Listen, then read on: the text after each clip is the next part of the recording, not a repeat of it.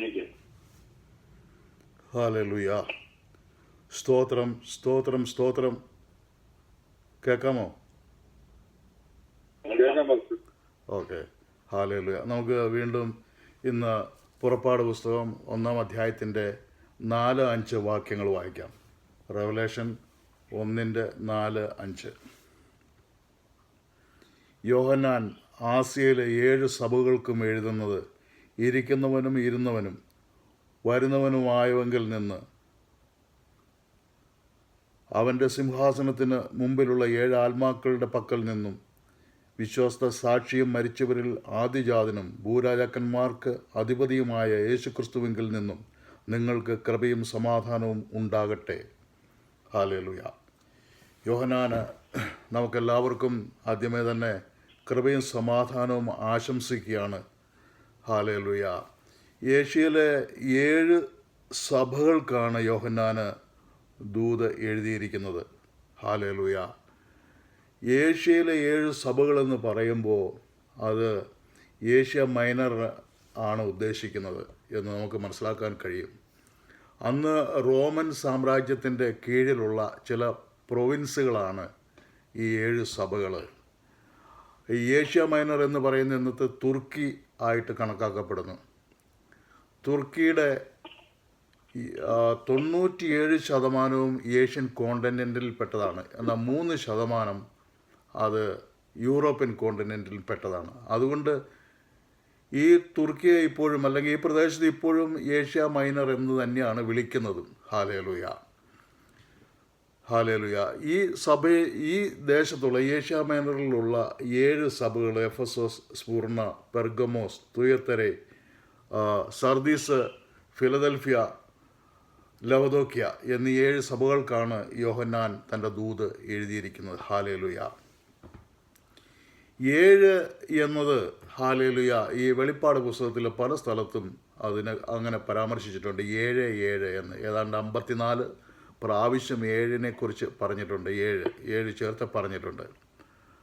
അതായത് ഈ പുസ്തകം ഇത് ഈ 7 എന്നൊരു സിസ്റ്റത്തിൽ തന്നെയാണ് ഈ വെളിപ്പാട് പുസ്തകം അത് എഴുതിയിരിക്കുന്നത് തന്നെ.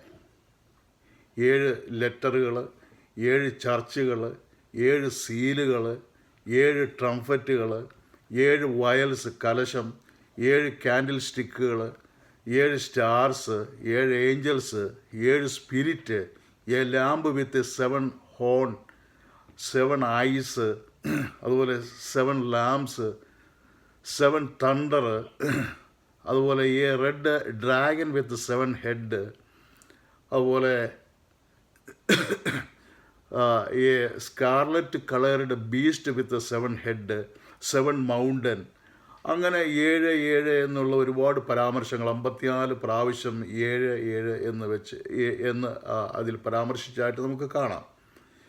അതുപോലെ ഓൾഡ് ടെസ്റ്റ്മെൻറ്റിലുള്ള പഴയ നിയമകാലത്തുള്ള ജനങ്ങളും 7-ന് പ്രാധാന്യം നൽകിയിട്ടുണ്ട്. കാരണം 7 എന്ന് പറയുന്ന ഒരു പെർഫെക്റ്റ് നമ്പറും അതൊരു കംപ്ലീഷനെയുമാണ് കാണിക്കുന്നത്. അവരുടെ ഒരു വിശ്വാസം, അല്ലെങ്കിൽ അവരുടെ പഴയ നിയമകാലത്തുള്ള ഒരു വിശ്വാസികളുടെ കണക്കാണത് 7 ഒരു കംപ്ലീഷനാണെന്ന്. അതുകൊണ്ട് യോഹന്നാൻ എഴുതിയിരിക്കുന്ന 7 ചർച്ചുകൾ എന്ന് പറയുമ്പോൾ അത് ഒരു കംപ്ലീഷനാണ്. ലോകത്തിലുള്ള എല്ലാ ചർച്ചുകളെയും ഉദ്ദേശിച്ച് തന്നെയാണ് ആ 7 ചർച്ചുകൾ എന്ന് എഴുതുന്നത്. ഹല്ലേലൂയ. ലോകത്തിലുള്ള എല്ലാ വിശ്വാസികളെയും ഉദ്ദേശിച്ച് തന്നെയാണ് ആ 7 സഭകൾ എന്ന് പറഞ്ഞിരിക്കുന്നത്. ഹല്ലേലൂയ. ഹല്ലേലൂയ. 7 ആത്മാക്കൾ, അതൊരു ഫിഗറേറ്റീവ് നമ്പറായിട്ട് എഴുതിയിരിക്കുന്ന 7 ആത്മാക്കൾ എന്ന് പറയുമ്പോൾ അത് പൂർണ്ണ ആത്മാവിനെ കാണിക്കുന്നു. ഹല്ലേലൂയ. നമുക്ക് അങ്ങനെ മനസ്സിലാക്കുവാൻ കഴിയുമല്ലോ. ബൈബിളിൽ മുഴുവനും 7-ന് പ്രാധാന്യം നൽകിയിട്ടുണ്ട്. ശബത്ത് 7-ാം നാളിൽ, അതുപോലെ ലെവിറ്റിക്കൽ സിസ്റ്റം അനുസരിച്ച് ബൈബിളിൽ വീണ്ടും ഒരുപാട് 7 നമുക്ക് കാണുവാൻ കഴിയും. ഹല്ലേലൂയ. യെരിഹോ മതിൽ, അതിലൂടെ അത് തകർത്ത് മുന്നേറി പോകാനായിട്ട് ദൈവം കൊടുത്തിരിക്കുന്ന ഒരു ആലോചന, 7 പുരോഹിതന്മാർ 7 കാഹളം പിടിച്ചുകൊണ്ട് 7 ദിവസം ഓരോ ദിവസവും ആ 7 കാഹളം ഊതി അവർ അതിന് ചുറ്റും നടക്കണം. 7-ാമത്തെ ദിവസം 7 പ്രാവശ്യം 7 പുരോഹിതന്മാർ കാഹളം ഊതിയപ്പോൾ മതിലെത്തിലേ പോയെന്ന് കണ്ടില്ല. ഹാലേലൂയ. അത് ഡിസപ്പിയർ ആയി പോകുവാൻ ഇടയായിത്തീർന്നു. അതിൻ്റെ ഒരു പൊടി പോലും അവിടെ ബാക്കിയുണ്ടായിരുന്നില്ല. അവിടെ കല്ലും മണ്ണും ഉണ്ടായിരുന്നെങ്കിൽ അവർക്ക് അങ്ങോട്ട് യാത്ര ചെയ്ത് കടക്കുവാൻ സാധിക്കുമായിരുന്നില്ല. അപ്പോൾ ആ 7ൻ്റെ പ്രാധാന്യം പഴയ നിയമകാലത്തിലൊക്കെ വളരെ ഇമ്പോർട്ടൻസ് ആയിട്ട് കാണിക്കുന്നുണ്ട്. ഹല്ലേലൂയ. 7ാമത്തെ ദിവസം ശബത്ത് ആചരിക്കുന്നു. ആദ്യത്തെ പുസ്തകം തന്നെ 7ാമത്തെ ദിവസത്തോടുകൂടി ആരംഭിക്കുന്നു. അതുപോലെ അവസാനത്തെ വെളിപ്പാട് പുസ്തകം 7ൻ്റെ പുസ്തകങ്ങളായിട്ട് കണക്കാക്കപ്പെടുന്നു. ഹല്ലേലൂയ. അതുപോലെ നമുക്ക് ഈ പ്രകൃതിയിൽ കാണുന്ന സംഗീതത്തിന് 7 നോട്ട്സുകളുണ്ട്. മഴവില്ലിന് 7 കളറുകളുണ്ട്. അങ്ങനെ 7ന് വളരെ പ്രാധാന്യമുണ്ട്. അപ്പോൾ 7 സഭകൾ എന്ന് പറയുമ്പോൾ അത് ഈ ലോകത്തിലുള്ള എല്ലാ സഭകളെയും ഉദ്ദേശിച്ചാണ്. അല്ലെങ്കിൽ ലോകത്തിലുള്ള എല്ലാ വിശ്വാസികളെ, സഭയെന്ന് പറയുമ്പോൾ വിശ്വാസികളാണ്, ആ എല്ലാ വിശ്വാസികളെയും ഉദ്ദേശിച്ചാണ് ഈ ആസിയ മൈനറിലെ ഈ സഭകൾക്ക് എഴുതിയിരിക്കുന്ന ഹാലിൽ. അതുകൊണ്ട് നമ്മളെ സംബന്ധിച്ചും അത് ആ എഴുത്തുകളൊക്കെ വളരെ പ്രധാനപ്പെട്ടതാണ്. അതുകൊണ്ടാണ് അതിൽ ഒന്നുപോലും നശിച്ചു പോകാതെ വണ്ണം ഇത്രത്തോളം ദൈവം അത് സൂക്ഷിച്ച് നമ്മുടെ ഓരോരുത്തരുടെയും കയ്യിലേക്ക് എത്തിക്കുവാൻ കാരണമായി തീർന്നത്. ഹല്ലേലൂയ. യോഹന്നാൻ പത്മോസ് ദ്വീപിലേക്ക് AD 94 അവസാനത്തിലോ അല്ലെങ്കിൽ 95 ബിഗിനിങ്ങിലോ നാട് കടത്തപ്പെട്ടു. ഹല്ലേലൂയ. എന്നാൽ 96 സ്വതന്ത്രനാക്കപ്പെട്ടു. ഹല്ലേലൂയ. ഈ പത്മോസ് ദ്വീപ് എന്ന് പറയുമ്പോൾ ബാരനായിട്ടുള്ള പ്ലേസാണ്. അത് മുഴുവൻ റോക്കി ഏരിയ ആണ്. അത് ചെറിയൊരു ഐലൻഡാണ്. ഏതാണ്ട് ഒരു 40-50 സ്ക്വയർ കിലോമീറ്റർ മാത്രമേ ഉള്ളൂ അതിൻ്റെ വിസ്തൃതി. ചുറ്റോട് ചുറ്റും കടൽ, ഉപ്പുവെള്ളം നിറഞ്ഞിരിക്കുക. ഹാലേലുയ. ഇത് റോമക്കാരുടെ ഒരു പണിഷ്മെൻ്റ് രീതിയാണ്. കഠിനമായ കുറ്റം ചെയ്യുന്നവരെ അവരെ ഈ നാട് കടത്തുക, ഇങ്ങനെയുള്ള ഈ ദ്വീപുകളിലേക്ക്. വേറെയും പല ദ്വീപുകളുണ്ട്. ഇങ്ങനെയുള്ള ദ്വീപുകളിലേക്ക് നാട് കടത്തുക അവരുടെ ഒരു കഠിന ശിക്ഷയാണ്. ഈ നാട് കടത്തപ്പെട്ടവർ, ഈ ദ്വീപിലായിരിക്കുന്നവർ, അവിടെ പ്രത്യേകിച്ച് മരങ്ങളോ കാര്യങ്ങളോ ഒന്നുമില്ല, കൃഷിയോ കാര്യങ്ങളൊന്നുമില്ല. അവിടെ ഈ ബാരനായിട്ടുള്ള ഈ റോക്കി ഏരിയ ആയതുകൊണ്ട് അവർ അവിടെ വല്ല കല്ല് പൊട്ടിക്കുകയോ അങ്ങനെയുള്ള പണികൾ, കഠിന പണികൾ അവരെ കൊണ്ട് ചെയ്യിപ്പിച്ചു കൊണ്ടിരുന്നു. ആവശ്യത്തിനുള്ള ഫുഡും കൊടുക്കത്തില്ല. ആ മിലിറ്ററിയുടെ കുറച്ച് ആൾക്കാർ അവിടെയുണ്ട്. അവരുടെ സൂപ്പർവിഷനിലാണ് കാര്യങ്ങൾ നടക്കുന്നത്. അവരെല്ലാം വളരെ ക്രൂരരായ മനുഷ്യരുമാണ്. അങ്ങനെ ഒരു സാഹചര്യത്തിലാണ് ഈ യോഹന്നാൻ ഈ പത്മോസ് ദ്വീപിൽ 1 വർഷത്തോളം കഴിയുവാൻ ഇടയായിത്തീർന്നു. ഹല്ലേലൂയ. ഹല്ലേലൂയ. യോഹന്നാന് ഏഷ്യ മൈനറിൽ 7 സഭകൾക്ക് എഴുതി. ഹല്ലേലൂയ. ആര് പറഞ്ഞിട്ടാണ് എഴുതിയത്? യോഹന്നാൻ ഒരു ഡിവൈൻ ഇൻസ്പിരേഷൻ ലഭിക്കുവാനിടയായിത്തീർന്നു. നമ്മൾ വായിച്ച പുസ്തകത്തിൻ്റെ 10-11 വാക്യത്തിൽ അത് എഴുതിയിട്ടുണ്ട്. കർത്തൃ ദിവസത്തിൽ ഞാൻ ആത്മവിവശനായി നീ കാണുന്ന ഒരു പുസ്തകത്തിൽ എഴുതി, എഫസോസ്, സ്മുർണ, പെർഗമോസ്, തുയത്തരെ, സർദീസ്, ഫിലദൽഫിയ, ലവദോക്യ എന്നീ 7 സഭകൾക്ക് അയക്കുക എന്നിങ്ങനെ കാഹളത്തിനൊത്ത ഒരു മഹാനാദം എൻ്റെ പുറകിൽ കേട്ടു. ഹല്ലേലൂയ. ഡിവൈനായിട്ടുള്ള ദൈവത്തിൻ്റെതായ ഒരു വലിയൊരു ഇൻസ്പിരേഷൻ യോഹന്നാനുണ്ടായി. അതുകൊണ്ടാണ് യോഹന്നാന് ഇത് എഴുതുവാൻ കാരണമായി തീർന്നത്. ഹല്ലേലൂയ. അതുപോലെ എഴുതിയിരിക്കുന്ന ഏഷ്യ മൈനറിലെ 7 സഭകളോട്, അതായത് എല്ലാ വിശ്വാസികൾക്കും വേണ്ടിയാണ് എഴുതിയിരിക്കുന്നത്. അതിനോടൊപ്പം ഹല്ലേലൂയ യോഹന്നാൻ നമ്മളെ ഈ വാക്യത്തിലൂടെ നമ്മളെ അനുഗ്രഹിക്കുന്നുണ്ട്. ഹല്ലേലൂയ. അതിൽ എഴുതിയിരിക്കുന്നത്, ആസിയയിൽ 7 സഭകൾക്ക് എഴുതുന്നത് ഇരിക്കുന്നവനും ഇരുന്നവനും വരുന്നവനുമായവങ്കിൽ നിന്ന് അവൻ്റെ സിംഹാസനത്തിന് മുമ്പിലുള്ള 7 ആത്മാക്കളുടെ പക്കൽ നിന്ന് വിശ്വസ്ത സാക്ഷിയും മരിച്ചവരിൽ ആദ്യജാതനും ഭൂരാജക്കന്മാർക്ക് അധിപതിയും ആയ യേശു ക്രിസ്തുവെങ്കിൽ നിന്ന് നിങ്ങൾക്ക് കൃപയും സമാധാനവും ഉണ്ടാകട്ടെ. Hallelujah. A blessing of grace and piece. Hallelujah. ഇത് രണ്ടും കൂടെ ചേർത്താണ് നമുക്ക് നൽകിയിരിക്കുന്നത് ദൈവത്തിങ്കൽ നിന്ന്. ഹല്ലേലൂയ. ഗ്രേസ് ആൻഡ് പീസ്, കൃപയും സമാധാനവും നമ്മൾക്ക് നൽകിയിരിക്കുന്ന. ഹല്ലേലൂയ. അത് ആരിൽ നിന്നാണ് അത് ലഭിച്ചിരിക്കുന്നത്? ഇരിക്കുന്നവനും ഇരുന്നവനും വരുന്നവനുമായവെങ്കിൽ നിന്ന്. ഹല്ലേലൂയ. അതായത് ഇരിക്കുന്നവന് ഇരുന്നവനും വരുവാനിരിക്കുന്നവനുമായവങ്കിൽ നിന്ന്. അതായത് past eternity, present eternity, future eternity. ഈ മൂന്ന് പാസ്റ്റ്, പ്രസൻറ്റ്, ഫ്യൂച്ചർ ആയ ആ മേഖലകളിൽ നിന്ന് ഹല്ലേലൂയ ഉള്ളവൻ്റെയും അവൻ്റെ സിംഹാസനത്തിന് മുമ്പിലുള്ള 7 ആത്മാക്കളുടെ പക്കൽ നിന്നും. അപ്പോൾ ഈ ഇരിക്കുന്നവനും ഇരുന്നവനും വരുവാനിരിക്കുന്നവനുമായവങ്കിൽ നിന്ന് എന്ന് പറയുമ്പോൾ ആദ്യനും അന്ത്യനുമായവങ്കിൽ നിന്ന്, ആൽഫയും ഒമേഗയും ആയവങ്കിൽ നിന്ന്. Hallelujah hallelujah. Past eternity, present eternity and future eternity, ഈ 3 മേഖലകളിൽ നിന്നുള്ളവൻ ആരാണത്? പിതാവായ ദൈവം. ഹല്ലേലൂയ. പിതാവായ ദൈവത്തിൽ നിന്ന് മാത്രമല്ല, വീണ്ടും ഹല്ലേലൂയ അവൻ്റെ സിംഹാസനത്തിന് മുമ്പിലുള്ള 7 ആത്മാക്കളുടെ പക്കൽ നിന്നും. 7 ആത്മാവ് എന്ന് പറയുമ്പോൾ അതൊരു പൂർണ്ണ ആത്മാവാണെന്ന് ഞാൻ കുറച്ച് മുമ്പ് പറഞ്ഞല്ലോ. ഹല്ലേലൂയ. പൂർണ്ണ ആത്മാവ്, പരിശുദ്ധാത്മാവ്, ഒരു പൂർണ്ണ ശക്തിയോടെയുള്ള ആത്മാവ്. ഹല്ലേലൂയ. അത് പരിശുദ്ധാത്മാവിൻ്റെ പൂർണ്ണതയെ കാണിക്കുക. ഹല്ലേലൂയ. അപ്പോൾ പരിശുദ്ധാത്മാവിൽ നിന്ന്, പിതാവായ ദൈവത്തിൽ നിന്നും പരിശുദ്ധാത്മാവിൽ നിന്നും. അടുത്തത് വിശ്വസ്ത സാക്ഷിയും മരിച്ചവരിൽ ആദ്യജാതനും ഭൂരാജക്കന്മാർക്ക് അധിപതിയുമായ യേശു ക്രിസ്തുവിൽ നിന്നും നിങ്ങൾക്ക് കൃപയും സമാധാനം ഉണ്ടാകട്ടെ. ഹല്ലേലൂയ. വിശ്വസ്ത സാക്ഷിയും മരിച്ചവരിൽ ആദ്യജാതനും. ഹല്ലേലൂയ. നമുക്കറിയാം, പഴയ നിയമത്തിലും പുതിയ നിയമത്തിലും ഒക്കെയും പ്രവാചകന്മാരും യേശു ക്രിസ്തുവും അപ്പോസ്തലന്മാരും ഒക്കെ മരിച്ചവരെ ഉയർപ്പിച്ചിട്ടുണ്ട്. ഹല്ലേലൂയ. അവർ മരിച്ചിട്ട് ഉയർത്തെഴുന്നേറ്റുവെങ്കിലും അവർ വീണ്ടും മരിക്കുവാനും അവരടക്കപ്പെടുവാനിടയായി തീർന്നു. എന്നാൽ യേശു ക്രിസ്തു മരിച്ചു, അടക്കപ്പെട്ടു, 3-ാം ദിവസം ഉയർത്തെഴുന്നേറ്റു.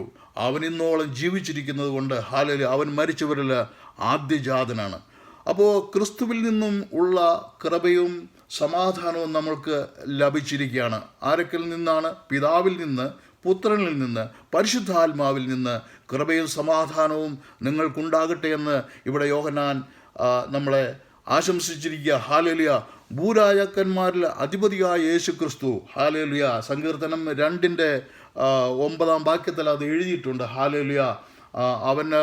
അവൻ്റെ ഭരണത്തിങ്കിൽ എല്ലാ ഭൂരാജാക്കന്മാരെയും അവൻ ഇരുമ്പുകോൽ കൊണ്ട് മേയ്ക്കുമെന്ന്. ഹല്ലേലൂയ. അങ്ങനെ പിതാവിൻ്റെയും പുത്രൻ്റെയും പരിശുദ്ധാത്മാവിൻ്റെ പക്കൽ നിന്നുള്ള ഒരു വലിയ അനുഗ്രഹം നമുക്ക് യോഹന്നാൻ നമുക്ക് നൽകിയിരിക്കുക. ഹല്ലേലൂയ.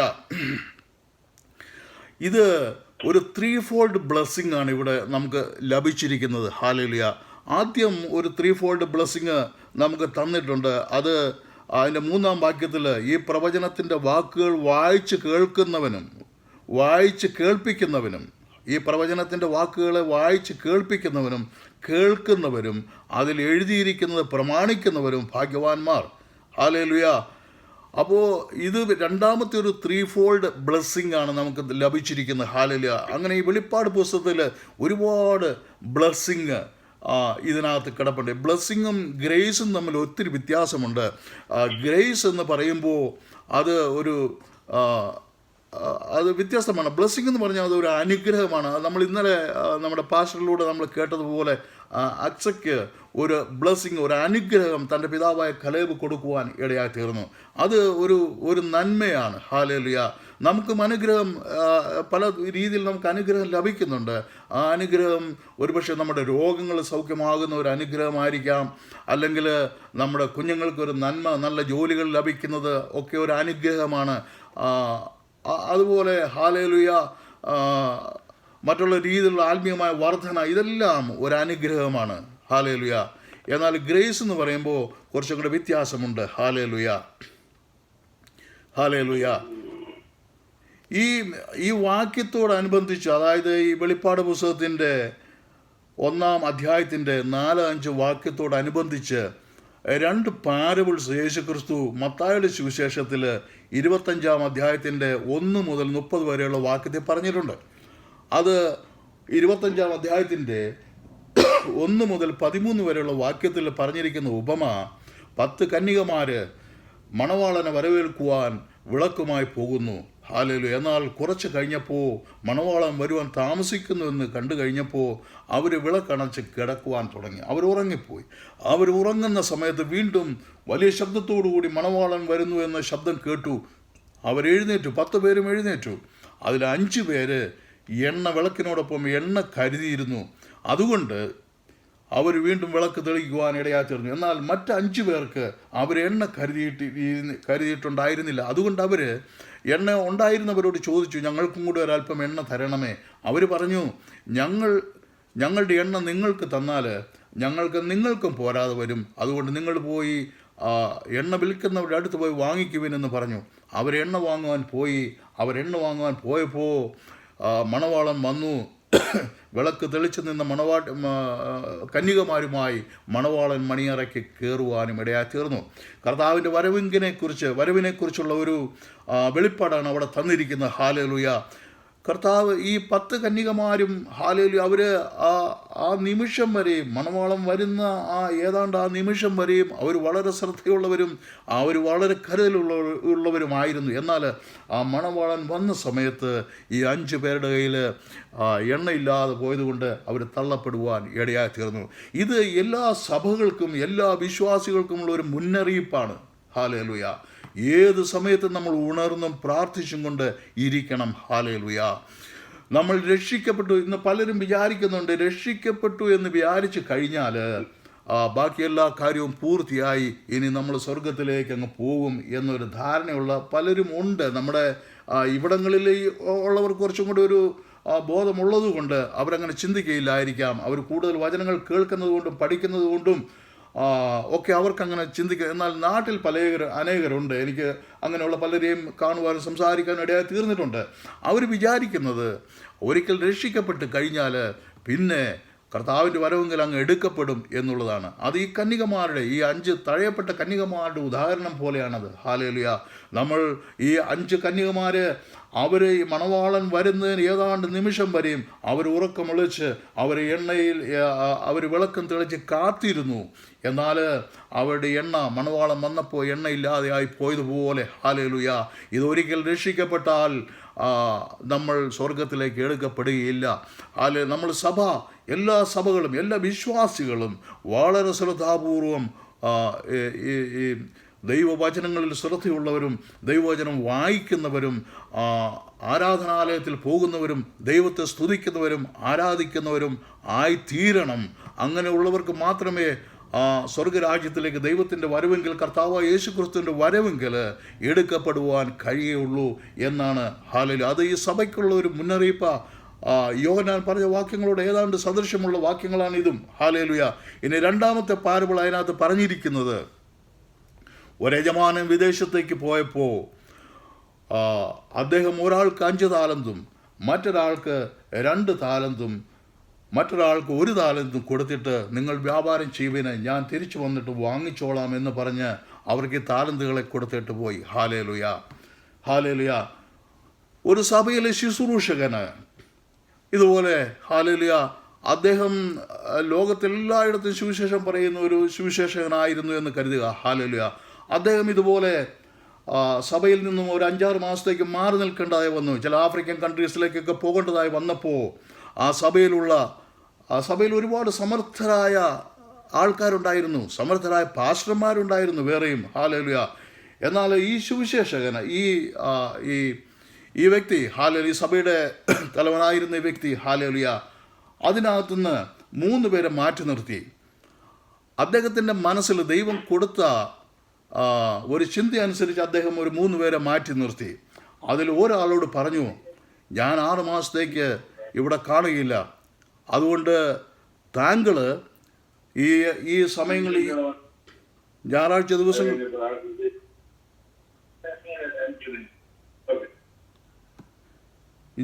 ദിവസങ്ങളിലൊക്കെയും ഹല്ലേലൂയ ദൈവവചനം സംസാരിച്ചു കൊള്ളണമെന്ന് പറഞ്ഞു. ഹല്ലേലൂയ. മറ്റൊരാളെ വിളിച്ചു നിർത്തിയിട്ട് അദ്ദേഹത്തോട് പറഞ്ഞു, ഞാൻ വരുന്നത് വരെയും എല്ലാ ഞായറാഴ്ചകളിലും സങ്കീർത്തനം പ്രബോധിച്ചു കൊള്ളണമെന്ന് പറഞ്ഞു. അതായത് 2 താലന്ത്. 1 താലന്ത് കിട്ടിയവനോട് പറഞ്ഞു, സഹോദര, നിങ്ങൾ എല്ലാ ആഴ്ചയിലും ഹല്ലേലൂയ സഭയിൽ വരികയും സഭയിൽ എല്ലാവരും പിരിഞ്ഞു പോകുമ്പോൾ അതെല്ലാം അടച്ചു പൂട്ടി എല്ലാവരും പോയി എന്ന് ക്ലിയർ ആക്കണം എന്ന് പറഞ്ഞു. ഹല്ലേലൂയ. അങ്ങനെ ഈ 3 പേരെ മാറ്റി നിർത്തി. എന്നാൽ ഈ 5 താലന്ത് കിട്ടിയ വ്യക്തി, അതായത് എല്ലാ ആഴ്ചയിലും വചനം പ്രബോധിപ്പിക്കണമെന്ന് പറഞ്ഞ വ്യക്തി കൃത്യമായിട്ട് വരികയും അദ്ദേഹം വചനം പ്രബോധിപ്പിക്കുകയും ചെയ്തിരുന്നു. അദ്ദേഹത്തിൻ്റെ വചനം പ്രബോധനത്തിലൂടെ മറ്റനേകരും അവിടെ കടന്നു വരുവാനും ഇടയായിത്തീർന്നു. പുതിയ പുതിയ ആൾക്കാർ കടന്നു വരുവാനും ഇടയായിത്തീർന്നു.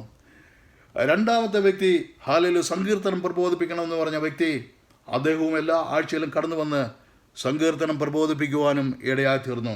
ഹാലേലൂയ. അതിലൂടെ ചില ആൾക്കാർ അദ്ദേഹത്തിൻ്റെ സങ്കീർത്തന പ്രബോധനത്തിലൂടെ പലരും സഭയിൽ കടന്നു വരുവാൻ ഇടയായിത്തീർന്നു. എന്നാൽ മൂന്നാമത്തെ വ്യക്തി ഈ സഭാ ശുശ്രൂഷകൻ പോയതിൻ്റെ പിറ്റേ ആഴ്ച മുതൽ ആ സഭയിലേക്ക് കടന്നു വരുവാൻ പോലും ഇടയായിത്തീർന്നില്ല.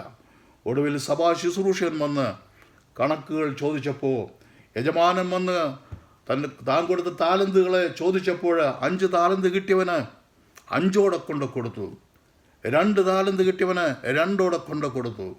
1 കൊടുത്തവന് അവൻ പറഞ്ഞു, നീ വിതയ്ക്കാത്തയിടത്തു നിന്ന് കൊയ്യുന്നവന് ആയതുകൊണ്ട് ഞാൻ നിന്നെ ഭയപ്പെട്ട് ആ താലന്ത് കൊണ്ട് മറച്ചു വെച്ചു. ഇതാ ആ ഒരു താലന്ത് നിനക്ക് തന്നിരിക്കുന്നു എന്ന് പറഞ്ഞു. ഹാലേലുയ. ഇവിടെ ഹാലേലുയ ആ ശുശ്രൂഷകൻ പോയപ്പോൾ വചനം പ്രബോധിപ്പിക്കണം എന്ന് പറഞ്ഞ വ്യക്തി, അദ്ദേഹം അത് കൃത്യമായിട്ട് ചെയ്തു. അദ്ദേഹത്തിൻ്റെ പ്രബോധനത്തിലൂടെ കുറച്ച് പേര് സഭയിലേക്ക് കൊണ്ടുവരുവാനിടയായി തീർന്നു പുതിയതായിട്ട്. അതുപോലെ സങ്കീർത്തനം പ്രബോധിപ്പിച്ച വ്യക്തിയും കുറച്ച് പേരെ സഭയിലേക്ക് കൊണ്ടുവരുവാനിടയായി തീർന്നു. എന്നാൽ 1 താലന്ത് കൊടുത്തവന് സഭയിലെ ഉത്തരവാദിത്തങ്ങളൊക്കെ ഏറ്റെടുത്ത് നടത്തണമെന്ന് പറഞ്ഞ വ്യക്തി പിറ്റേ ആഴ്ച മുതൽ സഭയിൽ വരാതിരുന്നവന് ഹാലേലുയ അവന് ആ 1 താലന്ത് കിട്ടിയവനെ പോലെ തൻ്റെ താലന്തുകളെ മറച്ചു വെച്ച് അവന് പിണങ്ങി മാറി നടക്കുവാൻ ഇടയായി തീർന്നു. ഹാലേലുയ. അതുകൊണ്ടും ഹാലേലുയ ഇവിടെ ഈ വാക്യത്തിനും ഈ റെവലേഷൻ്റെ 1-ാം അധ്യായത്തിന് 4-5 വാക്യങ്ങളോടും ഇതുപോലെയുള്ള ഈ പാരബിൾസുമായിട്ട് വളരെ ബന്ധമുണ്ട്. ഹാലേലുയ. നമ്മൾ എല്ലാ സഭകളും ഉണർന്ന് ഇരിക്കണമെന്ന് ഹാലേലുയ ഇവിടെ യോഹന്നാൻ നമ്മളോട് ആവശ്യപ്പെട്ടിരിക്കുക. ഹാലേലുയ. എല്ലാ സഭകളും ഉണർന്ന് ദൈവത്തോട് ഹാലേലുയ പ്രാർത്ഥിച്ചും കൊണ്ട് വചനം ധ്യാനിച്ചും കൊണ്ട് നമ്മൾ എപ്പോഴും അങ്ങനെ ആയിരിക്കുമെങ്കിൽ ഹാലേലുയ കർത്താവ് വരുമ്പോൾ എടുക്കപ്പെടുവാനും കർത്താവിൻ്റെ സന്തോഷത്തിലേക്ക് പങ്കുകൊള്ളുവാനും നമുക്ക് ഇടയായിത്തീരും. ഹാലേലുയ. ഇനി നമുക്ക് ഗ്രേസ്, അത് കൃപ എന്നതിനെക്കുറിച്ചൊന്ന് ചിന്തിക്കാം. കൃപ. ഹാലേലുയ. ഈ കൃപ ഹാലേലുയ എല്ലാവരിലേക്കും ദൈവം പകർന്നിട്ടുണ്ട്. ഈ കൃപ എന്ന് പറയുന്നത് അത് ഫൗണ്ടേഷൻ ഓഫ് സാൽവേഷൻ്റെ ഒരു ഫൗണ്ടേഷനാണ്, അല്ലെങ്കിൽ ട്രാൻസ്ഫോർമേഷൻ്റെ ഒരു ഫൗണ്ടേഷനാണ് കൃപ എന്ന് പറയുന്നത്. ഹാലേലുയ. അല്ലെങ്കിൽ ക്രിസ്ത്യൻ ലൈഫ് നയിക്കുന്നതിനുള്ള ഒരു ഫൗണ്ടേഷനാണ് കൃപ. ഈ കൃപ ഉണ്ടെങ്കിൽ മാത്രമേ നമുക്കൊരു സാൽവേഷൻ, ഒരു രക്ഷയുടെ അനുഭവത്തിലേക്ക് വരുവാനോ അല്ലെങ്കിൽ ഒന്ന് ട്രാൻസ്ഫോം ചെയ്യാനോ അല്ലെങ്കിൽ ഒരു ക്രിസ്ത്യൻ ലൈഫ് നയിക്കുവാനോ നമുക്ക് കഴിയുള്ളൂ. അതുകൊണ്ട് ഹാലേലുയ ദൈവം ഒരു വ്യക്തിയുടെയും ബാക്ക്ഗ്രൗണ്ട് എന്താണെന്ന് ദൈവം നോക്കുന്നില്ല. അവൻ എത്ര പാപിയാണ്, അവൻ്റെ പാപം എത്ര കടുംചുവപ്പാണ് എന്നൊന്നും ദൈവം നോക്കുന്നില്ല. അതെത്ര ഹിമം പോലെ വെളുപ്പിക്കാമെന്നാണ് ദൈവം നോക്കുന്നത്. ഹാലേലുയ. അപ്പോൾ അവൻ്റെ ബാക്ക്ഗ്രൗണ്ടോ അവൻ്റെ പാപമോ അവൻ്റെ സ്റ്റാറ്റസോ ഒന്നും ദൈവം നോക്കുന്നില്ല. അവൻ്റെ വിദ്യാഭ്യാസമോ അവൻ്റെ ഫാമിലി ബാക്ക്ഗ്രൗണ്ടോ അവൻ്റെ പാപത്തിൻ്റെ ബാക്ക്ഗ്രൗണ്ടോ ഒന്നും ദൈവം നോക്കുന്നില്ല. അതുകൊണ്ട് എല്ലാവർക്കും പുതിയ നിയമത്തിൽ സകലർക്കും ദൈവം ഈ കൃപ നൽകിയിട്ടുണ്ട്. ഹാലേലുയ. യോഹന്നാൻ 3:16 പറയുന്നത് പോലെ തൻ്റെ ഏകജാതനായ പുത്രനെ വിശ്വസിക്കുന്ന ഏവനും നശിച്ചു പോകാതെ നിത്യജീവൻ പ്രാപിക്കേണ്ടതിന് ദൈവം അവനെ നൽകുവാൻ തക്കവണ്ണം ലോകത്തെ സ്നേഹിച്ചു. ഹാലേലൂയ. ഒരു കൃപയാണത്. തൻ്റെ ഏകജാതനായ പുത്രനെ വിശ്വസിക്കുന്നവനെ, കർത്താവായ യേശു ക്രിസ്തുവിൽ വിശ്വസിക്കുന്നവന് ഈ കൃപയുണ്ട്. ഹാലേലൂയ. ഈ കൃപ അവന് കൊടുത്തിരിക്കുന്നത് അവൻ നശിച്ചു പോകാതെ ഹാലേലൂയ അവൻ ദൈവരാജ്യത്തിലേക്ക് പ്രവേശിക്കുന്നതിന് വേണ്ടിയാണ്. അതുപോലെ തീത്തോസ് ടൈറ്റസ് 2:11 എഴുതിയിരിക്കുന്നു. Hallelujah. For the grace of God that brings salvation. Hallelujah. ആ കൃപയാലാണ് ദൈവത്തിൽ നിന്ന് സാൽവേഷൻ്റെ രക്ഷ നമുക്ക് ലഭിച്ചിരിക്കുന്നത്. ഹാലേലുയ എന്ന് അവിടെ പറഞ്ഞിരിക്കുന്നു. അതുപോലെ എഫേഷ്യൻസ് 2:8-9 പറഞ്ഞിരിക്കുന്നു. അപ്പോസ്തലനായ പൗലോസ് പറഞ്ഞിരിക്കുന്നു, കൃപയാലല്ലോ നിങ്ങൾ വിശ്വാസം മൂലം രക്ഷിക്കപ്പെട്ടിരിക്കുന്നത്, അതിനും നിങ്ങൾ കാരണമല്ല, ദൈവത്തിൻ്റെ ദാനമത്രയാകുന്നു. ഹാലേലുയ.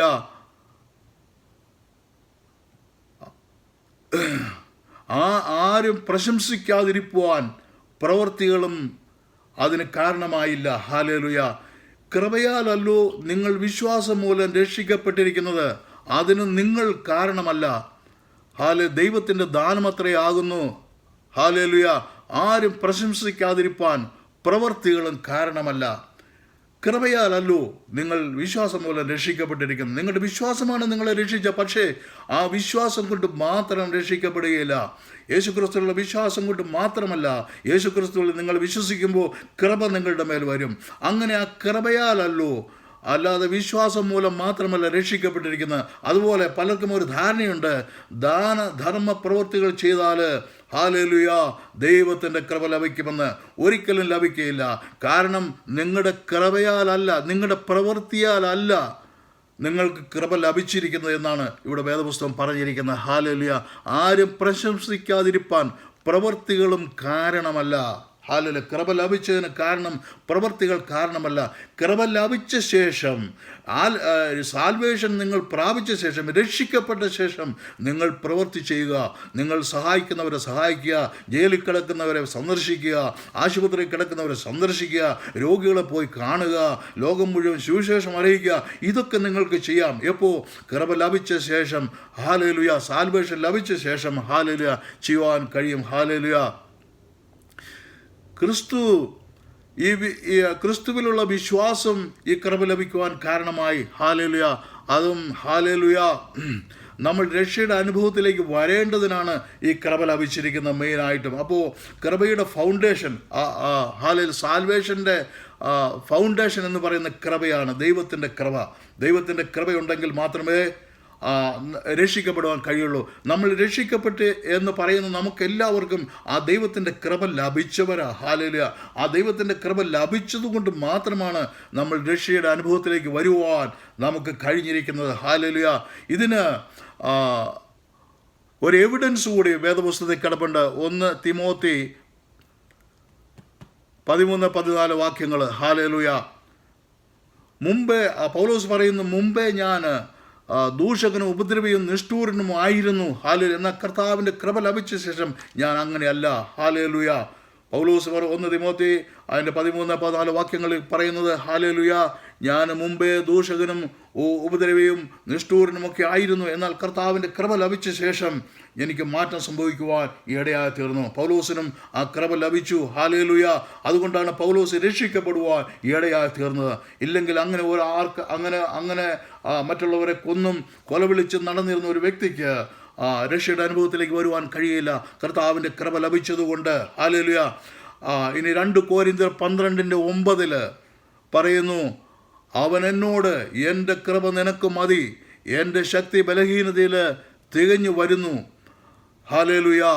ആകയാൽ ക്രിസ്തുവിൻ്റെ ശക്തി എൻ്റെ മേൽ ആവസിക്കേണ്ടതിന് ഞാൻ അതിസന്തോഷത്തോടെ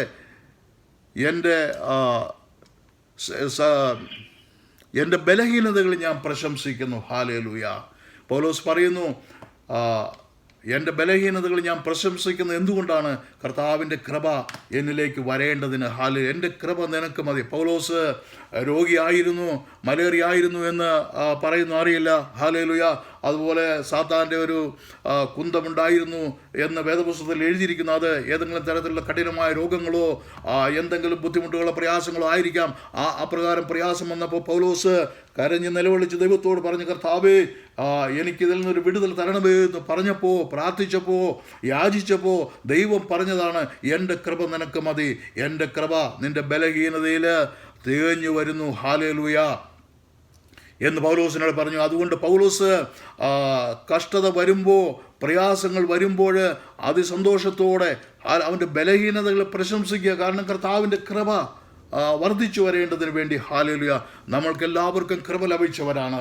നമ്മുടെ ഓരോ പ്രയാസങ്ങൾ വരുമ്പോഴും ഹല്ലേലൂയ നാം കർത്താവിൻ്റെ കൃപ ലഭിച്ചവരാണ് എന്നൊരു വിശ്വാസത്തോടെ നമ്മുടെ രോഗങ്ങളെ നമുക്ക് ശാസിച്ച് മാറ്റുവാൻ, ദൈവത്തോട് പ്രാർത്ഥിച്ച് മാറ്റുവാൻ നമുക്ക് കഴിയും. ഹല്ലേലൂയ. കാരണം കർത്താവിൻ്റെ കൃപ നമുക്ക് ലഭിച്ചിട്ടുണ്ട്. നാം രക്ഷയുടെ അനുഭവത്തിലേക്ക് വന്നു കഴിഞ്ഞപ്പോൾ നമുക്ക് കൃപ ലഭിച്ചിട്ടുണ്ട്. പൗലോസ് എത്രമാത്രം കഷ്ടതയിലൂടെ കടന്നുപോയി, അവനെ കൊന്ന് റോഡിലേക്ക് വലിച്ചെറിഞ്ഞതാണ്. ഹല്ലേലൂയ. ആ അവസ്ഥയിലായിരുന്നു പൗലോസ്. ഹല്ലേലൂയ. അതുപോലെ പത്രോസ് മറ്റുള്ള ശിഷ്യന്മാർ എന്തുമാത്രം ദുരിതങ്ങൾ, കഷ്ടതകൾ അനുഭവിച്ചപ്പോൾ അവരുടെ ഉള്ളിൽ ഉണ്ടായിരുന്നു, എനിക്ക് കർത്താവിൻ്റെ കൃപ ലഭിച്ചിട്ടുണ്ട്. ഹല്ലേലൂയ. അതുപോലെയുള്ള പ്രയാസങ്ങളിൽ, ശത്രുക്കളുടെ നിന്ദകളിൽ, ഉപദ്രവങ്ങളിൽ, ഹാലിലൊക്കെയും നാം ചിന്തിക്കണം, ദൈവത്തിൻ്റെ കൃപ എനിക്ക് ലഭിച്ചിട്ടുണ്ട്. ദൈവത്തിൻ്റെ കൃപ എനിക്ക് ലഭിച്ചിട്ടുള്ളത് കൊണ്ട് എനിക്ക് എൻ്റെ ബലഹീനതകളിൽ ഞാൻ ശക്തനായി തീരുവാൻ ഇടയായി തീരും. പൗലോസിനെ പോലെ ഹല്ലേലൂയ, അത് ഏത് തരത്തിലുള്ള രോഗമോ, തളർന്ന് ക്ഷീണിച്ചു പോകുന്ന ഒരവസ്ഥയോ, കിടപ്പിലായിരുന്ന അവസ്ഥയോ എന്തുമായിക്കൊള്ളട്ടെ, ഹല്ലേലൂയ, കർത്താവേ നിൻ്റെ കൃപ എനിക്ക് ലഭിച്ചിട്ടുള്ളത് കൊണ്ട് ഞാനതിൽ സന്തോഷിക്കുന്നു. ഇനിയും കൂടുതൽ കൃപ എനിക്ക് ലഭിക്കേണ്ടതിന് ഞാൻ എൻ്റെ ബലഹീനതകളെ പ്രശംസിക്കുന്ന കർത്താവേ എന്നും പറഞ്ഞ് അത് ഏറ്റെടുക്കുവാനിടയായി തീർന്നു. ഹല്ലേലൂയ. ആയതുകൊണ്ട് ഇന്ന് രാത്രികാലം കൃപ ലഭിച്ചിട്ടുള്ള നമുക്കേവർക്കും നമ്മുടെ ഓരോ ബലഹീനതകളിൽ, നമ്മുടെ ഓരോ രോഗങ്ങളിൽ, നമ്മുടെ ഓരോ നിസ്സഹായ അവസ്ഥയിൽ, ഈ ലോകത്തിൻ്റെ പോക്കിലൊക്കെ കാണുമ്പോൾ നാം ഭയപ്പെടേണ്ടവരല്ല, കർത്താവിൻ്റെ കൃപ ലഭിച്ചവരാണ് നാം എന്ന് വിചാരിച്ച് ധൈര്യത്തോടെ ഹല്ലേലൂയ ഇടപെടാതെ ദൈവത്തോട് പ്രാർത്ഥിച്ച് വിശ്വാസത്തിൽ ഉറച്ചു നിൽക്കുന്നവരായി തീരട്ടെ. ഈ വചനങ്ങളാൽ ദൈവം നമ്മൾ ഓരോരുത്തരെയും അനുഗ്രഹിക്കട്ടെ. സ്തോത്രം.